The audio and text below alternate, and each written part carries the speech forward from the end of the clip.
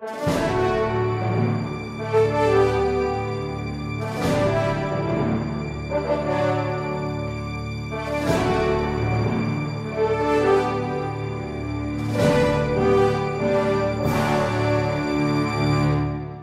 Parresia de hoje, gostaríamos de falar a respeito dos pecados e escândalos dentro da Igreja e da santidade da Igreja Imaculada. Veja, nós estamos vendo nos jornais a cada dia tantos escândalos, tantas coisas. Até parece que nós fazemos agora parte do enredo de um filme que nada deixa perder a um Código da Vinci, a um Anjos e Demônios. A cada dia nós somos sobressaltados por novidades. Abre uma página da internet e eis ali um novo escândalo. Parece que fazemos parte de um grande romance policial. Mas como continuar a crer que a Igreja é santa diante de tantas situações desconcertantes?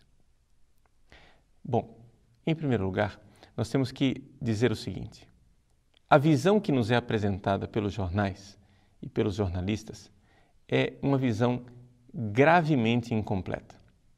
Digo gravemente incompleta porque os jornalistas, se têm fé, fazem questão de escondê-la. Porque a grande maioria deles apresenta a Igreja numa abordagem superficial e julgam a partir somente das aparências. Vejam, o que quer dizer um julgamento pelas aparências?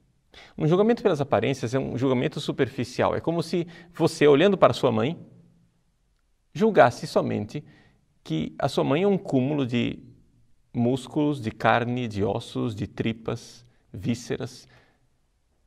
E aquilo é a sua mãe. Ora, você pode alegar e dizer que esta visão é verdadeira. Mas eu posso também recordar a você que esta visão é gravemente incompleta. Por quê? Porque você não está realmente me descrevendo quem é aquela mulher, a sua mãe. Então, assim, nós não podemos olhar para a Igreja simplesmente com uma abordagem superficial. Nós que temos fé, temos uma visão diferente. Veja, é o que nos diz o Concílio Vaticano II, no Lumen Gentium, número 39. Diz assim: a Igreja é, aos olhos da fé, indefectivelmente santa. Aos olhos da fé, ela é santa sem defeito, indefectivelmente santa. E você vai dizer, mas como é possível? Então, os olhos da fé são os olhos míopes. Os olhos da fé são olhos que não enxergam a realidade. E eu vou dizer exatamente o contrário. Os olhos da fé veem a realidade e veem a realidade profunda, porque quem não tem fé somente está arranhando a superfície do verniz. Não está vendo em profundidade. O mistério da Igreja é que ela é a continuidade da encarnação de Cristo. Quando você olha para a Igreja e vê somente ações humanas, e ainda mais, ações humanas distorcidas, porque até mesmo enquanto juízo meramente humano, aquilo que os jornais nos apresentam são grave distorção. Por quê? Porque cardeais, bispos, monsenhores da Cúria Romana são apresentados como monstros, como pessoas sem escrúpulo e sem fé, sem história, sem passado, sem lutas interiores, sem humanidade. Pois bem, mesmo estes atos humanos que estão lá, se eles fossem até apresentados com um pouco mais de honestidade, um pouco mais de benevolência, mesmo assim, os atos humanos dos homens de igreja não descrevem o que a igreja é em profundidade. Porque nós sabemos que na igreja existe uma ação, existe alguém que age. Uma pessoa. É a pessoa divina de nosso Senhor Jesus Cristo, que é quem age dentro da igreja. Vejam, a partir da encarnação de Jesus, iniciou um novo tempo na história da humanidade. Esse tempo vai durar até a segunda vinda de Jesus. é o tempo que nós, teologicamente falando, chamamos de tempo da economia sacramental. É um tempo em que Deus age, e age com certeza, que Deus age certamente. Vejam, nós católicos não somos como os evangélicos, que acham que irão conseguir uma ação divina ou intervenção do Espírito Santo pela força do tanto pedir. De tanto clamar, o Espírito Santo virá um milagre. Vejam, nós cremos que devemos clamar e pedir, sim, a intervenção de Deus. Mas existem ações da igreja onde nós vemos a ação de Deus garantida, chamam-se sacramentos. O núcleo da igreja, o centro da igreja, é a Eucaristia. É Cristo vivo, ressuscitado, que age dentro da igreja. Eclésia de Eucaristia. A igreja vive da Eucaristia e é ali que está o coração palpitante da igreja. A igreja é corpo de Cristo, é continuação deste corpo de Cristo ao longo da história. A igreja vive. E os seus sacramentos, que brotam da Eucaristia como um rio, são a ação do Senhor ressuscitado. São a mão chagada de Cristo que toca as nossas almas. É a mão chagada de Cristo que se eleva e perdoa os nossos pecados. É a mão chagada de Cristo que confirma a fidelidade de cada matrimônio. É a mão chagada de Cristo que levanta cada jovem que é ordenado e o transforma numa pessoa que age na pessoa de Cristo. É a mão chagada de Cristo que verdadeiramente realiza cada ato sacramental e faz isto de forma certa. Esta é a igreja. Esta é a ação da Igreja Católica. Mas se você não enxerga isso, você não enxerga a identidade da Igreja Católica. Se você não vê isso, você não viu nada de Igreja Católica. Você não faz ideia do que seja a Igreja Católica. Eu me recordo de um testemunho extraordinário de uma pequena paróquia, uma pequena vila no leste europeu, na época do comunismo. Os comunistas não permitiam que novos padres fossem ordenados, mas havia lá um padre que não era nem muito virtuoso. Ele parece que tinha algum envolvimento com mulheres, algum filho fora do matrimônio. Pois bem, mas aquele padre velhinho era o único padre que aquela comunidade católica tinha. Eles cuidavam daquele padre. Um dia o padre veio a falecer e a comunidade ficou sem os sacramentos. O único sacramento que lhes restava era o batismo e o matrimônio. Pois bem, a cada ano essa comunidade ia ao cemitério e colocava a estola em cima do túmulo do padre e confessavam seus pecados. Que falta faz um padre? Que falta faz um homem de Deus que nos deu os sacramentos? Um homem de Deus que seja para nós a mão chagada de Cristo, ressuscitado que age. É disto que nós estamos falando quando falamos de um padre. É disto que nós estamos falando quando falamos de um bispo. Agora, se este padre ou este bispo não vive e não se comporta à altura de sua vocação, isso é algo que devemos lastimar, mas não podemos também negar a ação de um outro através daquele homem. Existe um outro.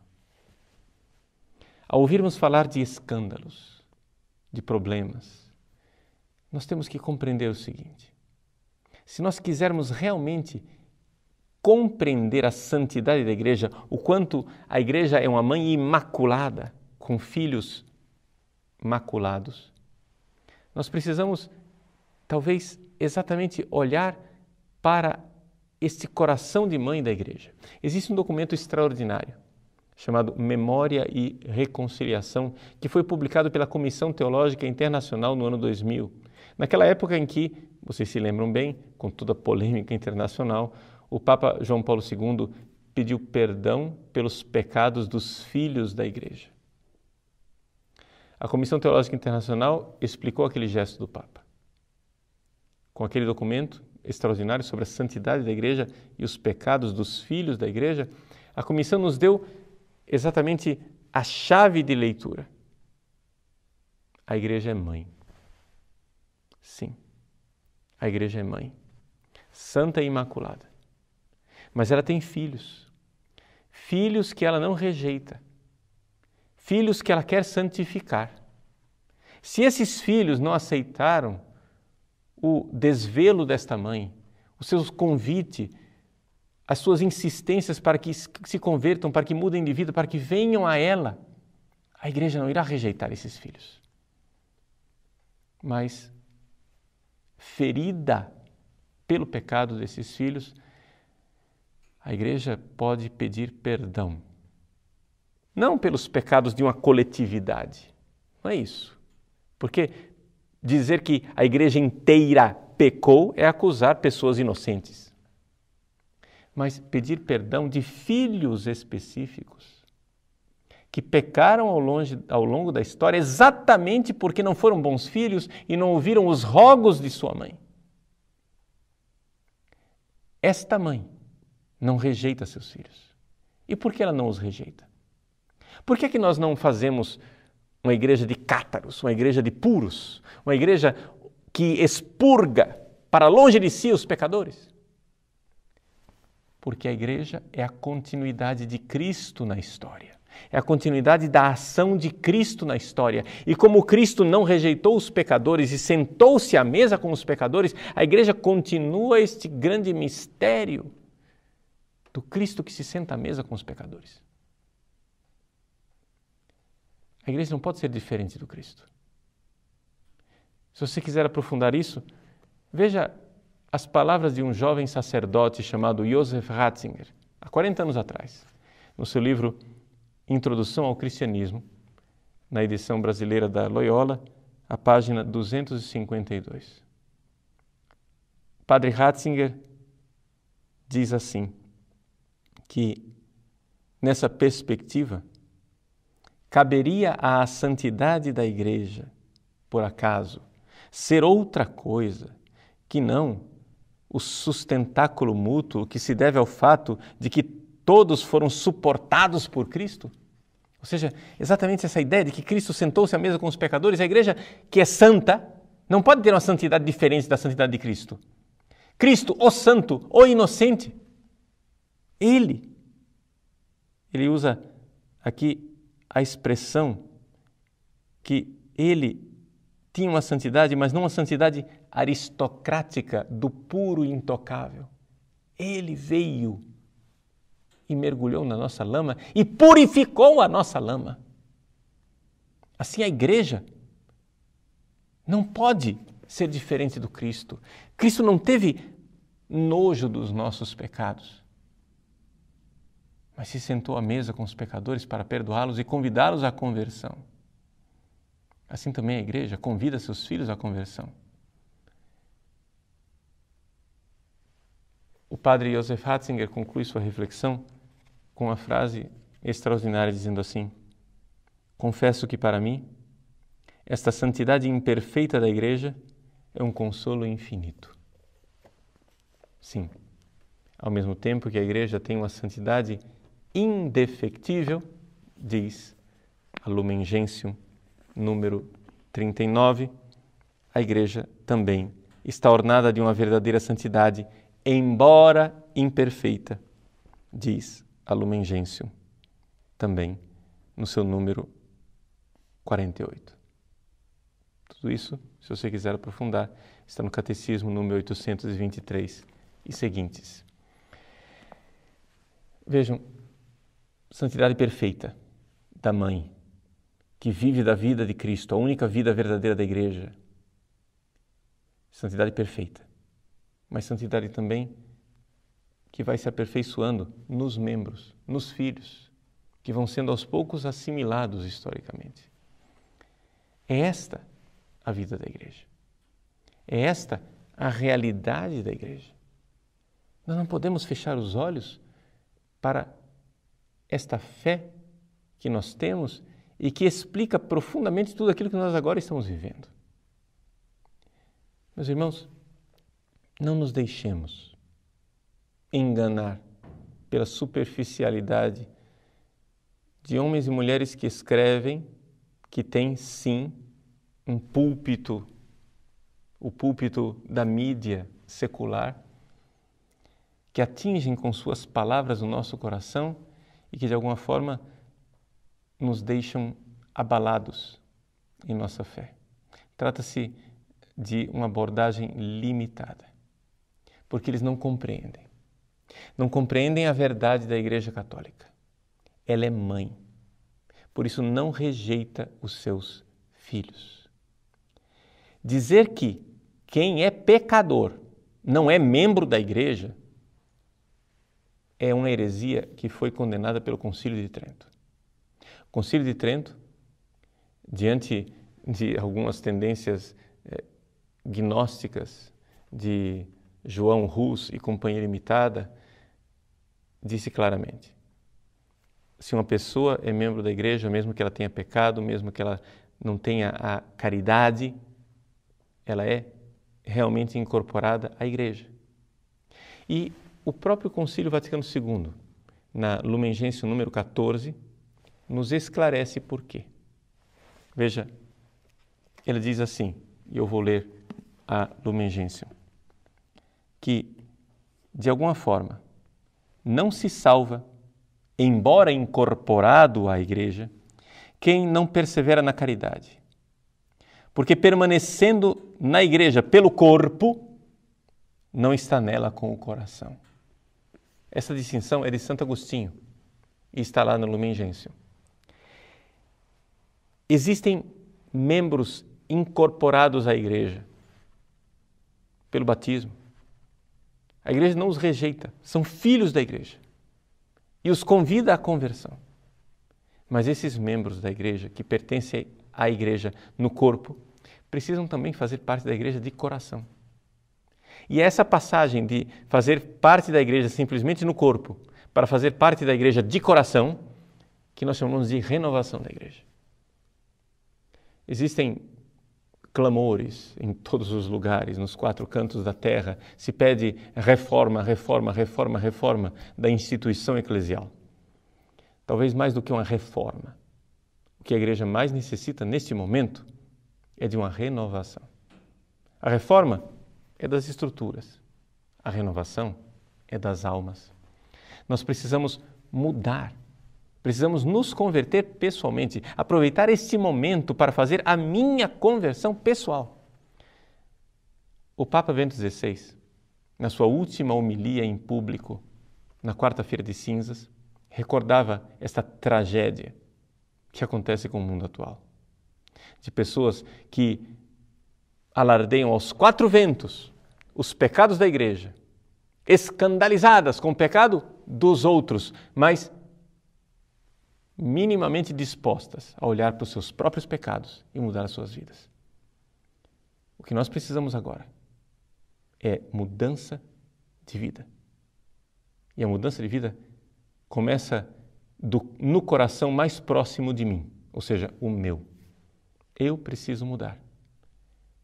A Igreja, mãe, bondosa, imaculada e santa, tem filhos leprosos. E esses filhos leprosos precisam da cura, que é a conversão e a santidade. Por isso, nos escandaliza abrir as páginas dos jornais e encontrar tantas notícias escabrosas sobre a Igreja? Sim, nos escandaliza.